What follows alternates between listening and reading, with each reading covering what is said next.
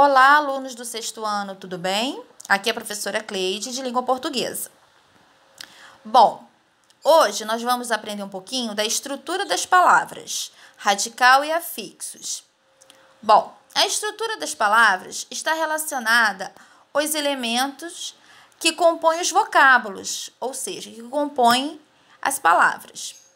Ela abrange o estudo de diversos elementos mórficos, que são morfemas, que é a raiz, radical, tema, afixos, que são afixos, prefixos e sufixos, as desinências, a vogal temática, a vogal e a consoante de ligação. Os morfemas são as menores unidades de elementos que formam as palavras. Vejamos os exemplos abaixo. Raiz. A raiz é o principal elemento de origem da palavra, ou seja, sua parte básica.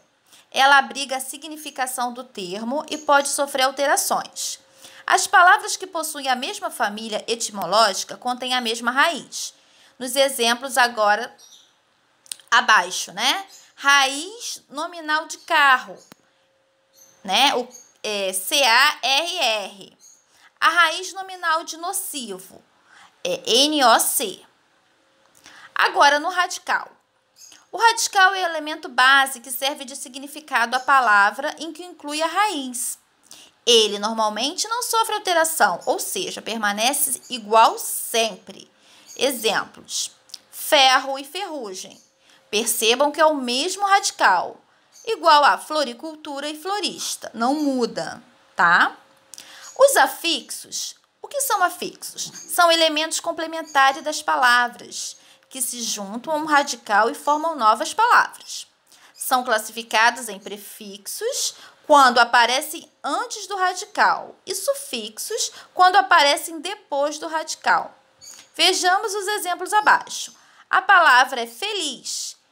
Quando colocamos o prefixo in, vai formar a palavra infeliz. Agora, quando colocamos o sufixo mente, vai formar a palavra felizmente. Bom, formação de palavras. Na língua portuguesa, há dois processos básicos de formação de palavras, que é a derivação e a composição. De forma simplificada, vamos ver a derivação. Podemos dizer que a palavra derivação refere-se à formação de algo a partir de uma base já existente. Assim, relacionando a um processo de formação de palavras, podemos então afirmar que derivar é um dos modos que utilizamos para formar novo léxico. A derivação consiste na formação de novas palavras a partir de uma palavra primitiva, ora materializada por meio de afixos, que é o prefixo, e ou sufixos. Tomemos a palavra terra. Terra deriva terraço, terraplanagem e aterrar. Ao observarmos a palavra terra, no quadro acima, percebemos que ela dá origem a outros dois vocábulos por meio de acréscimo de um sufixo, como a palavra terraço e terraplanagem. O que chamamos de derivação sufixal, porque teve o acréscimo só do sufixo. É possível verificar também a formação de uma nova palavra a partir do acréscimo simultâneo de um prefixo e de um sufixo ao radical. Vejamos, aterrar, né? A palavra surgiu. O que chamamos de derivação prefixal e sufixal. Da palavra terra, quando colocamos o A no começo como prefixo e o R no final como sufixo, surgiu a palavra aterrar. Ok? Bom, agora vamos ver a composição. A composição é um dos processos de formação de novas palavras, a partir de duas ou mais palavras, simples ou radicais. Formamos palavras compostas que possuem significado próprio. Veja um exemplo da palavra beija-flor, beija mais flor.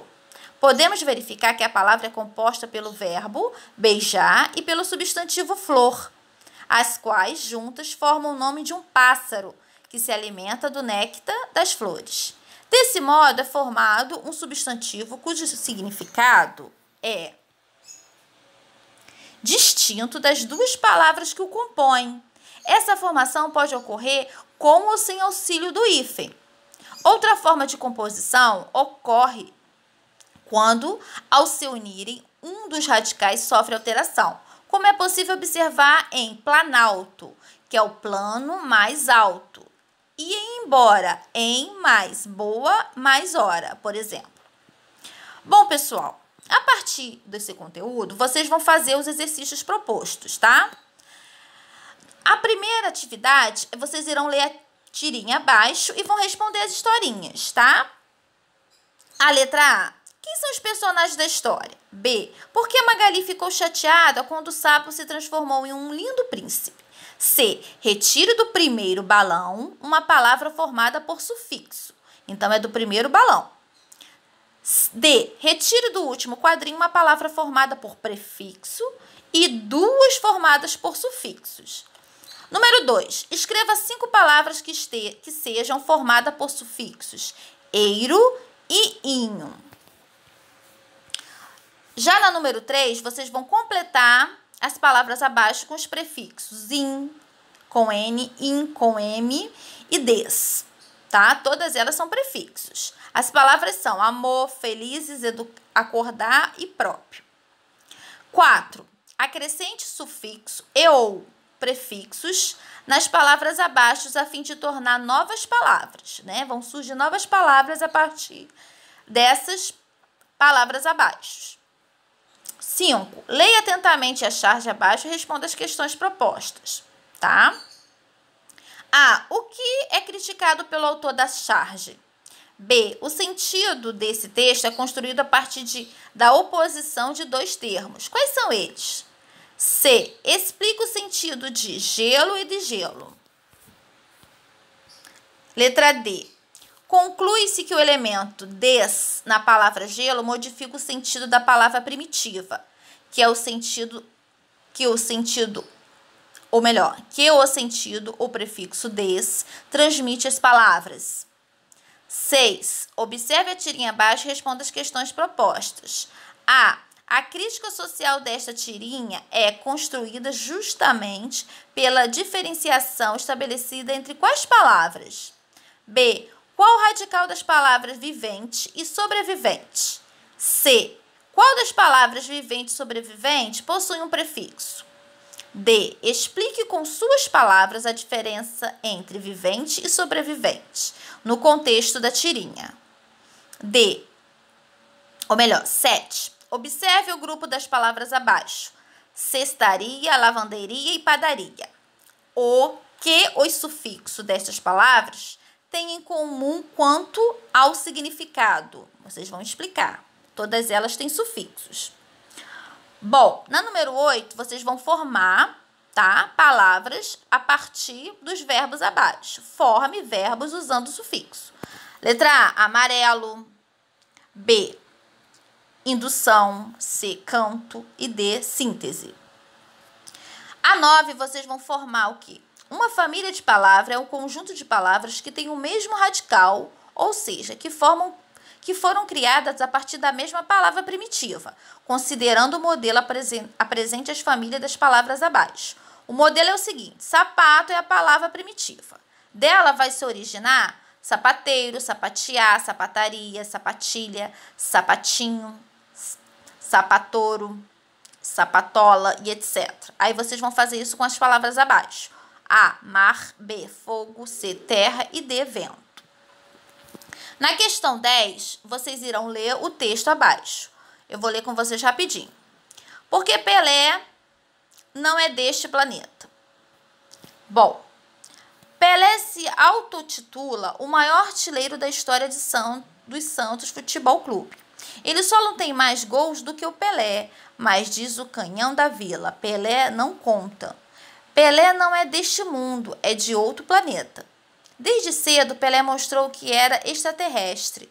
Num 29 de junho, como hoje, mas em 1958, com apenas 17 anos de idade, o atacante do Peixe matava a bola no peito e, dentro de uma grande área, dava um chapéu no marcador adversário, para, na sequência, marcar um golaço na final Brasil e Suécia da Copa daquele ano. Éramos, enfim, campeões mundiais pela primeira vez. Sábado retrasado, dia 21, estive no recém-inaugurado Museu Pelé, no Van Longo, em Santos. É uma obra extraordinária. Além do típico acervo do museu, são centenas de peças e objetos pessoais do Rei Pelé. Há espaços interativos e exposições sobre as Copas do Mundo. Estão ali as evidências de que Pelé é o imbatível rei do futebol, tá? Bom, após vocês lerem o texto, vocês vão responder as questões A. Qual evento motivou essa postagem? B. O fato de ser um texto produzido para circular na internet levou o autor a usar a linguagem informal? Justifique sua resposta. Se sim, você vai justificar. Se não, também. C. O ex-jogador Pelé se considera o maior artilheiro da história da equipe de Santos. Essa consideração é incoerente? Explique sua resposta. D. Que expressões usadas no texto apresentam o mesmo sentido de extraterrestre? E. O afixo extra está presente na palavra extraordinário, também usada pelo blogueiro. Com base nele, explique o sentido da palavra. Já na número 11, vocês vão fazer o seguinte, vão relacionar. Sabendo que as palavras derivadas resultam da ligação de uma palavra primitiva com prefixo ou sufixo, exemplo, a palavra infeliz e felizmente, e que as palavras compostas resultam da ligação de duas ou mais palavras primitivas, como couve-flor, use o código abaixo para identificar o processo de formação de palavras apresentadas a seguir. Número 1, vocês vão colocar derivação, palavra derivada, e 2 para composição, palavra composta, ok? Bom, depois vocês vão ler a tirinha e vão responder as questões de 12 a 15. 12. O que provoca o humor da tira? 13. Quem é Ernesto a quem Armandinho se dirige no terceiro quadrinho? 14. Como é possível, do ponto de vista de Armandinho e no contexto da tira, comprovar a presença de Ernesto na tirinha? 15. Observe a palavra invisível que aparece no primeiro quadrinho. Ao observar a palavra, vocês vão responder as seguintes questões. A. O prefixo in, quando acrescentado de uma palavra, permite a criação de antônimos, palavras antônimos. Pelo contexto da tirinha, o que se pode deduzir sobre o que a personagem entende por amigo invisível, tá? Antônimos são palavras diferentes, tá? B. Além do prefixo in, outro elemento foi acrescentado para formar a palavra invisível. Considerando que a palavra tem origem no verbo ver, que outro elemento é esse? C. A palavra invisível foi formada pelo processo de derivação ou de composição? Explique sua resposta. Vocês agora, na próxima, vocês vão responder da 16 a 18, tá? Vocês vão ler o texto.